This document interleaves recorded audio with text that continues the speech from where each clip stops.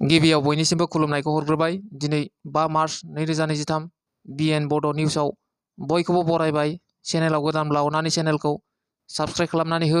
दानिया फैदो दिनैनि खौराङाव। तामिलनाडुआव कम्पानिफोराव खामानि मावग्राफोरा माबाफोर जेंनायाव गोग्लैनानै दङब्ला स्क्रिनाव होनाय जानबुं अनजिमायाव कल खालामनानै हेफाजाब लानो हागोन। मानोना गोबां जायगानिफ्राय खामानि मावनो थाहैनाय हिन्दी राव रायज्लायग्रा सुबुंफोरखौ खास्रि-बिरसि दानथारनाय जाथाया सोलिगासिनो दङ होननानै मिथिनो मोन्दों। जानबुं अनजिमा 9498101300 आरो गुबुन मोनसेबाव 9498101320। बयबो सांग्रां जा। फेन्सि मेकआप खालामनो थांनायाव हिन्जाव गोदाननि मोखांआ खामजोबदों। आथिखालाव जुलि जानायनि सिगां साफ्रोमबो हिन्जावफोरा गावनि महरखौ समायना-रमायना खालामनो थाखाय बिउटि पार्लाराव थाङो। नाथाय ओरैबायदि जाथाय जादों, सासे हिन्जावआ जुलि जानायनि सिगां फेन्सि मेकआप खालामनो थांनायाव बिउटिशियाना माखासे फुनग्रा बेसाद बाहायनानै हिन्जाव गोदाननि मोखांखौ खामजोबहोयो। बिनि उनाव हौवाया हिन्जावखौ जुलि खालामला होननानै सिमान लायो। बे जाथाया जादोंमोन कर्नाटकआव। आयेननि बेरेखा जौ फालांगिरि खालामनानै सासे दायनिगिरिया पुलिसजों एरेस्ट खालामजादों। गुजरात पुलिसआ कंग्रेस हान्जानि सासे गागि दैदेनगिरि मेघना पाटिलखौ जौनि फालांगिरि खालामनाय केसनि थाखाय एरेस्ट खालामदों आरो बिथांनिफ्राय पुलिसआ 10 लाख रांनि जौबो बोखांनो हानाय जादों। जेब्ला गंसे बलेर' गारिजों जौफोरखौ लांगासिनो दङमोन, अब्लानो लामा ससेयाव पुलिसजों एरेस्ट खालामजादों। दा बेखौ एरेस्ट खालामनानै जाथायनि सायाव नायबिजिरगासिनो दङ होननानै खौरांनि गेजेरजों मिथिनो मोननाय जादों। बाक्सा जिल्लानि मसलपुराव मिरु BPF दोलोनि जर'खा मावफुं मेलाव BTCनि बारग' डेपुटि चिफ खाम्फा बरगयारी बिथाङा बाहागो लायो आरो खौरांगिरिनि गेजेरजों बुङो दि जोंनि BTC एकर्डआव लिरनाय दङ 4 ग्रेड आरो 3 ग्रेड साख्रिखौ BTC सरकारा होनो हागोन होनना।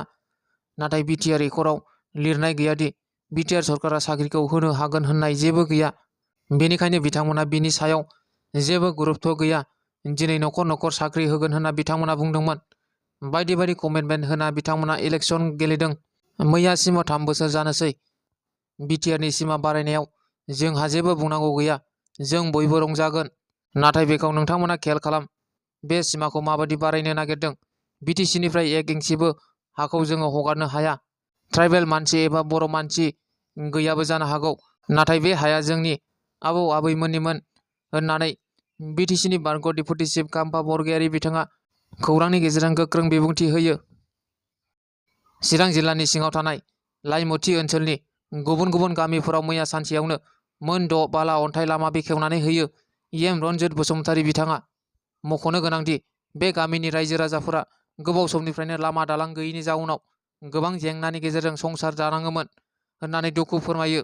लोगोसे EM रन्जित बसुमतारी बिथाङा बेबादि लामा दालां बानायना होनायनि थाखाय लाइमुथि ओनसोलनि रायजो राजाफोरा गोजोननाय फोरमायनायजों लोगोसे EM रन्जित बसुमतारी बिथांखौ साबायखर बावो।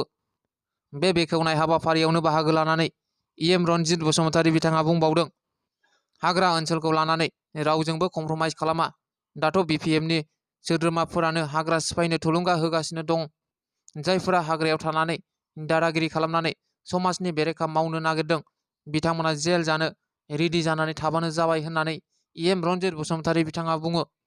आरो EM रन्जित बसुमतारी बिथाङा बुंबावोदि चिरां जिल्लायाव साननैसो सिगां होस्रांजानाय सुबुंफोरनो हा होनो थाखाय हाखौ थि खालामनाय जाबाय। बावैसोनो बिथांमोननो हाखौ राननानै होनाय जासिगोन। नाथाय हाग्रा ओनसोलखौ माब्लाबाबो होनाय जानाय नङा। नांगौबा राजखान्थिनिफ्राय सयनास लागोन, थेवब्लाबो हाग्राखौ कमप्रमाइज खालामा होननानै EM रन्जित बसुमतारी बिथाङा गोख्रों रावजों बुङो। दिनैनि खौराङा बेखिनियानो। गोजोन्थों।